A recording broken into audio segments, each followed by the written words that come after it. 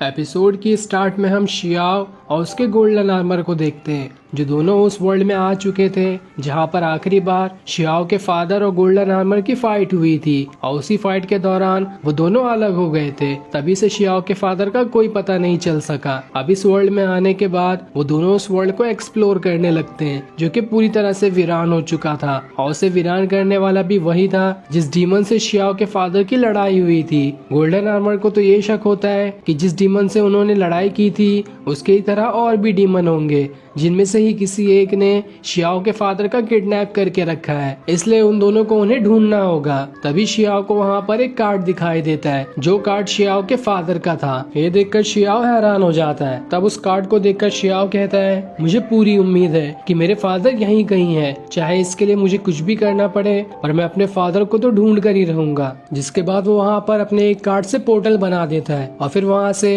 अपने असली दुनिया में आ जाता है, जहाँ पर वो रहा करता है। अगले दिन शियाओ अपने स्कूल की लाइब्रेरी जाता है और वहाँ पर किताबों के जरिए सारी दुनिया की जानकारी निकालने लगता है कि कितनी तरह के वर्ल्ड होते हैं और कैसे अलग अलग वर्ल्ड में ट्रैवल किया जा सकता है, ताकि इन सारी जानकारी की मदद से वो अपने फादर का पता लगा सके। तभी वहाँ पर उसका क्लासमेट चैन आ जाता है, जो उससे कहता है, आखिर तुम यहाँ पर क्या कर रहे हो? तुम हमेशा लाइब्रेरी में ही घूमते रहते हो, कभी हमारे साथ चलकर खेल भी लिया करो। हम लोग यहाँ से घूमने जा रहे हैं, अगर तुम्हें आना है तो तुम हमारे साथ चल सकते हो। लेकिन शियाओ का मूड तो अभी खराब था। वो उससे कहता है, मेरे पास अभी कुछ और काम है, मैं अभी कुछ जानकारी निकाल रहा हूँ, इसलिए हम बाद में खेलने जाएंगे। तब चैन के बाकी दोस्त उसे वहाँ पर बुलाने लगते हैं। वहीं हम एक लड़की को भी देखते हैं, जो कि वही लड़की थी जिसने शियाओ को पोर्टल बनाकर उस स्नेक के बड़े भाई से बचाया था। और वो अपना भेष बदले हुए वहाँ पर होती है। तब वहाँ पर अपना वो भेष बदल कर अपने असली रूप में आ जाती है। और जैसे ही चैन उसे देखता है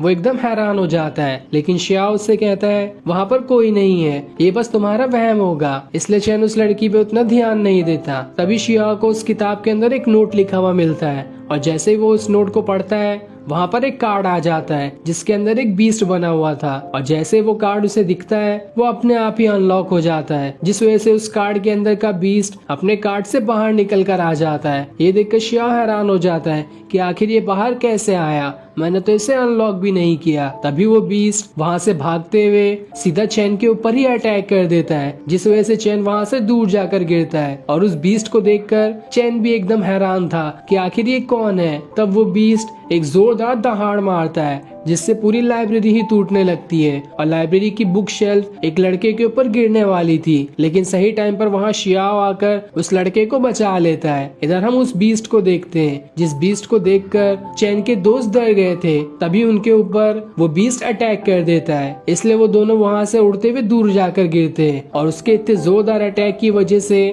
वहाँ पर बना पेड़ भी टूटने लगता है। लेकिन जब तक वो पेड़ गिरता वहाँ पर शियाओ आ जाता है और उड़ते हुए अपने गोल्डन आर्मर को समन करने लगता है। जिसके बाद वो अपने कार्ड को एक्टिवेट करता है और जैसे ही उसका कार्ड एक्टिवेट होने लगता है वहाँ पर गोल्डन आर्मर आ जाता है और धीरे धीरे वो पूरी तरह से शियाओ के बॉडी में ही समाने लगता है, जिस वजह से शियाओ का पूरा हुलिया बदल जाता है। और फिर देखते ही देखते गोल्डन आर्मर पूरी स्वॉर्ड में बदलकर उसके हाथ में आ जाता है। साथ ही जैसे ही वो पेड़ चैन के दोस्तों के ऊपर गिरने वाला था, शियाओ गोल्डन आर्मर को बहुत ही बड़े शील्ड में बदलकर उस पेड़ को रोक लेता है, जिस वजह से चैन के दोस्त बच जाते हैं और उन्हें कुछ नहीं होता। साथ ही उस बीस्ट ने अब भी चैन को पकड़ा होता है। वो शियाओ से कहता है, आखिर ये कौन सी मुसीबत मेरे ऊपर आ चुकी है, मुझे इससे बाहर निकालो। लेकिन शियाओ के बदले हुए कपड़े को देखकर चैन उसका मजाक उड़ाते हुए कहता है, अरे तुम कौन से जोकर का कपड़ा पहन कर आ गए, यहाँ पे कोई शो नहीं चल रहा है, मैंने तो तुम्हें यहाँ पे बचाने बुलाया था, कोई फैंसी शो करने नहीं बुलाया। जो सुनकर शियाओ को गुस्सा आने लगता है,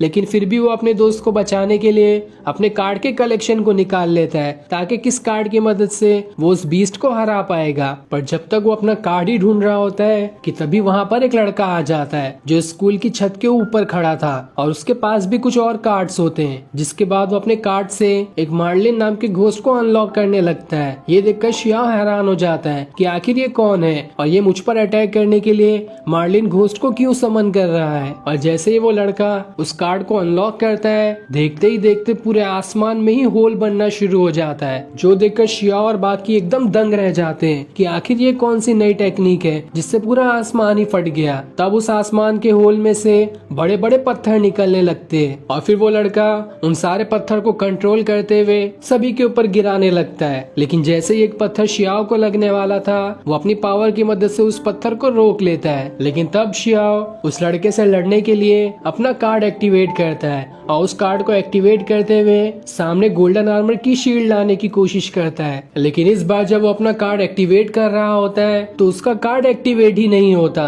क्योंकि दोबारा से शियाओ की पावर्स कम हो चुकी थी, जो देखकर शियाओ एकदम घबरा जाता है कि आखिर ये क्या हो गया, अब मैं इस लड़के से कैसे लड़ूंगा। और फिर ये सीन दिखाते ही ये एपिसोड यहीं एंड हो जाता है। Thanks for watching.